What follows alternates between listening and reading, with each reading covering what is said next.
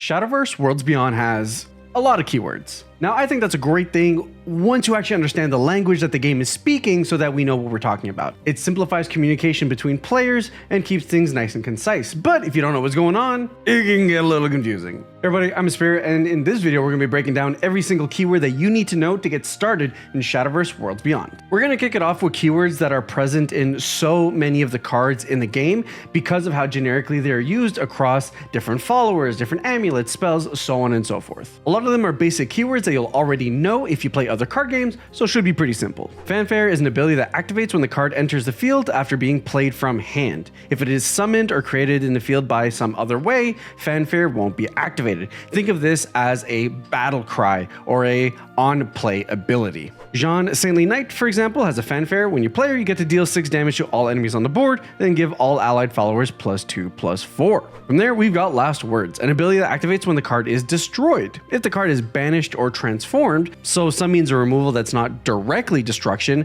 Last Words won't activate. Think of this as Death Rattle or On Destroyed from other games. So for example here, we have Leia, Bellringer Angel. Has Last Words, draw a card. So when this card dies, it will draw you a card. Then we've got Rush, which is arguably one of the most important keywords in the game just because of how it interacts with every single card in Shadowverse. Followers with Rush can attack followers on the same turn they enter the field. This is also a keyword that gets granted to anything that gets evolved. So even if it doesn't have Rush on base, if you evolve one of your followers, they'll be able to attack something on board. Specifically, do note that this doesn't allow you to attack the player, only followers on the board, though there is a way around that in the future. So an example card here, we have fairies. Fairies now innately have Rush. So anytime you get a fairy token card, you'll be able to attack into other followers with them. Alternatively, if you are looking to attack players, then you'd be looking at Storm. Storm is just like Rush, except it has the added benefit that allows you to be able to attack opposing leaders. So here we have Genesis Dragon Reborn. That is an example of a card that will be able to attack something on the board or the opposing leader. Hey, you probably didn't realize, but this is a brand new YouTube channel. So if you like what you're seeing from me and you want to see more, subscribe button down there would be super appreciated. Next up, we have Ward. This is like taunt or redirect if you've played any other card games. While allied followers with Ward are on the field, enemy followers can't attack your leader or allied followers that don't have Ward. So say for example, you have 1 follower with Ward and 2 followers without Ward. The opponent won't be able to attack any of those 2 other followers or the opposing leader before they get rid of the Ward follower. Additionally, if a follower with Ward also has Ambush or Intimidate, the Ambush or Intimidate takes priority and negates the Ward. Ambush and Intimidate come in the back half of the video, but just keep in mind that these are abilities that effectively don't allow that follower to be targeted for an attack. So going back on Bellringer Angel here, not only does she have Last Words that allow you to draw a card, but she also has Ward, which means she provides some additional protection in the early game while also netting you a card when she's destroyed. And then finally, our last, what I would say is hyper generic keyword before we get into some things that are a little bit more focused, is Enhance. When you play a card with the Enhance ability, if you have the number of play points indicated in the brackets, that many play points will be spent instead of the card's normal cost, and its Enhance ability will activate. So for example, we have Albert here. Albert costs 5 and he's a 3/5 with Storm. That's just on base. However, if you happen to have 9 play points available when you go to play him, you'll use up all 9 play points and then get the added bonus abilities. In this case, you'll be able to deal 3 damage to all enemy followers and give this follower can attack 2 times per turn. This ability is really granted to be able to allow you to play tempo bodies out early, but give you the benefit that those mid-range or early game bodies are stronger in the late game to help you close out the game if for whatever reason those cards ended up getting into the late game. So it just allows you to get a little bit more usage out of your early game cards. Next up, we're going to shift over into class specific keywords. These are keywords for specific abilities or ways that effects work that are specific to classes. You will not really see these keywords used anywhere else. Kicking it off, we have Combo, which is in Forestcraft. Your combo is the number of cards you've played this turn. If you've ever played Magic the Gathering, this is effectively your Storm counter. Some abilities may require your combo to be at or above a certain number to activate. And when playing a card with an ability, that card also counts towards your combo. So let's say I play a 1 cost on my hand, my combo count is now 1. For example, let's look at Killer Roach. Killer Roach is an 0/2 for 3 and has Fanfare. give this follower plus X plus O, where X is your combo. So assuming you played nothing but the Killer Roach, it will be a 1-2. But let's say you played 5 cards before playing Roach, and then you play the Roach, you now have a 6-2 with Storm to be able to kind of OTK your opponent. And if you're someone who likes to play a lot of cards out on your turn, this is definitely the keyword for you. Shifting over to Runecraft, and there's actually a couple associated to Runecraft. First off is Spell Boost. Every spell you play spell boosts the cards in your hand once. Spell boosting doesn't do anything on its own, but some cards have on spell boost abilities which activate whenever the card is spell boosted. So effectively, spell boost adds a spell boost counter that all the cards in your hand see. Some cards don't care about that, some cards do care about that. For example, the 18 cost Dimension Climb. 18 cost is really expensive, technically impossible to cast unless you account for the ability. So effectively, as long as this card is in your hand and then you play spells, Spell Boost will activate, and then here on Dimension Climb, we can see that on Spell Boost, you get to reduce the cost of this card by 1. So effectively, if you play 8 spells while Dimension Climb is in your hand, or have Spell Boost activate in some other means, then you'll be able to reduce this down to 10 or lower, which is now in range to be an activatable spell.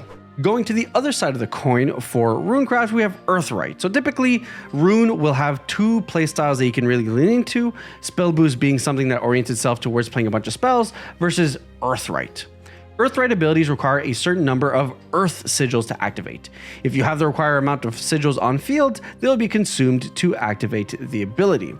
Effectively, this is like having an additional cost. So not only do you have play points to be able to play cards, but if you happen to have the amount of Earth Sigils required for an ability, then that ability will consume those Earth Sigils and you'll be able to activate said ability. So if we shift over to looking like what an Earth Sigil is, it's an amulet that goes onto the board that has a specific counter that tracks how many sigils you have. When an amulet with Earth Sigil enters the field, its sigil count is set to 1. And then from there, any other allied amulets with Earth Sigil on the field will be banished and their sigil counts get added to the new one. So if I have a sigil with 5 or 6 on the board, and I play another Earth Sigil, then it'll add 1 to that number effectively, going from 6 to 7 or 7 to 8, so on and so forth. The Earth Sigil can't be destroyed by abilities or selected for enemy abilities. They are destroyed when their sigil count falls to 0. An ability that reads gain X Earth Sigils will add X to the sigil count of an allied amulet with Earth Sigil on the field. So that's a lot of text, but effectively what happens is you get an Earth Sigil on the board. You can use abilities to be able to gain additional Earth Sigils, which will tick up the counter on the one on the board, and then you can utilize those Earth Sigils as a cost to play other abilities. We don't currently have an example card in Worlds Beyond that uses Earth Sigils, but if we look towards old Shadowverse, we have an example of a card right here in Magissa Runefist Witch. It has fanfare, so again, once it comes into play, Earthright do something. So for Earthright 1, you get to summon a clay golem. If you have 2 Earth Sigils, you get to use Earthright 2, where it then gets to deal 3 damage to random enemy followers, so on and so forth. So effectively, it's just another cost that's sitting on the board. Think of it as having like an additional wallet on the board. And anytime you have Earthright abilities, they'll have to use some Earth Sigils from the board to be able to pay to use said ability. Shifting over to dragons, we've got Overflow.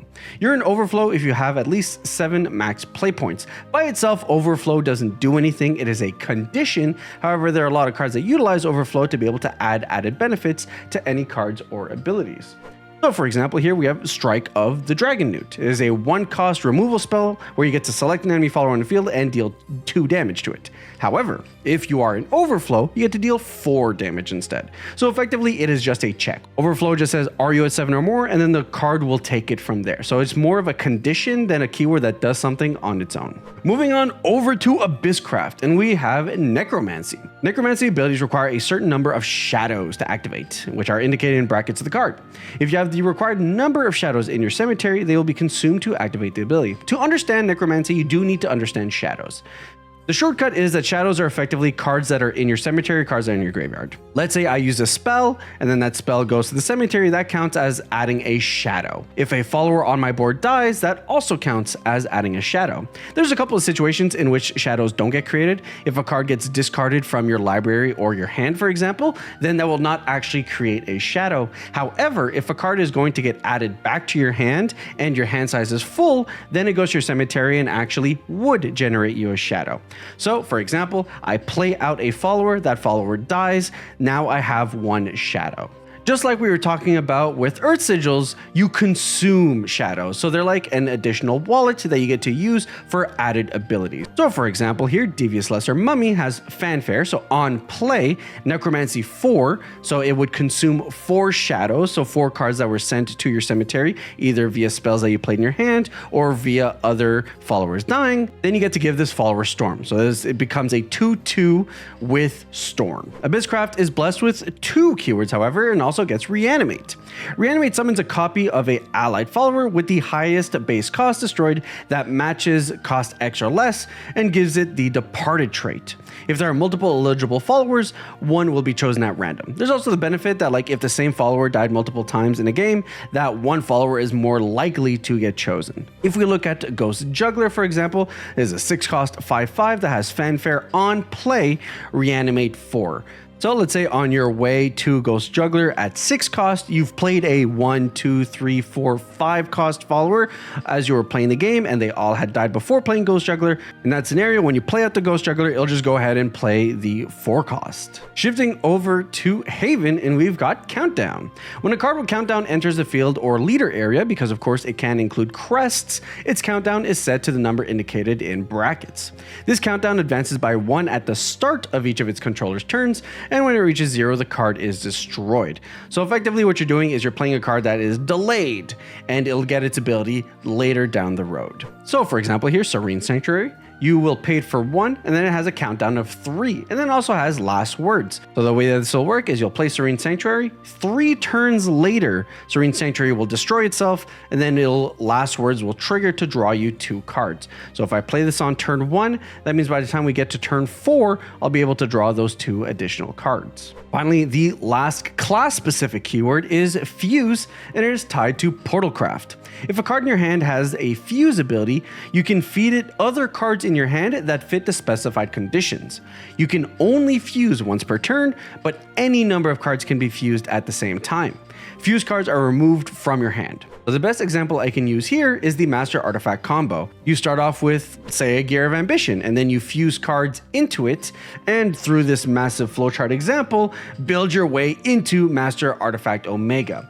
So for the left side of the chart here with the gears, you can see that if you fuse both gears, then it provides you one of the first forms, and then with the first forms, you can fuse them with either a 1, 2, or 3 cost to generate one of the second forms. And then finally, if you fuse all 3 of the second forms together, you can get yourself a Masterwork Artifact Omega. That said, fuse by itself doesn't really do anything, so do pay attention to the specific cards that you're utilizing when you're trying to play a fuse mechanic, just to make sure you understand what specifically you're trying to do with fuse. There'll be cards that do something when they're fused, such as transform into other cards, or there'll be cards that care about when you fuse. So if you're looking to play a fuse strategy, just be aware of what specifically that deck is trying to do with the cards you're trying to fuse. Now we're going to shift back into a few generic keywords. These are available across classes. Some classes have them more than others, but for the most part, any class has access to these keywords when necessary on specific cards. First of which we'll be looking at what I like to call protection keywords. Kicking it off with Ambush. Followers with Ambush can't be selected for enemy abilities or attacked by enemy followers. Ambush is lost when the follower attacks or deals damage with an ability. So this is effectively like stealth. The follower is hiding on the board, and at the moment your opponent can't see it, but the moment that that follower does something, it is no longer hidden and then will be able to be targeted, attacked, so on and so forth.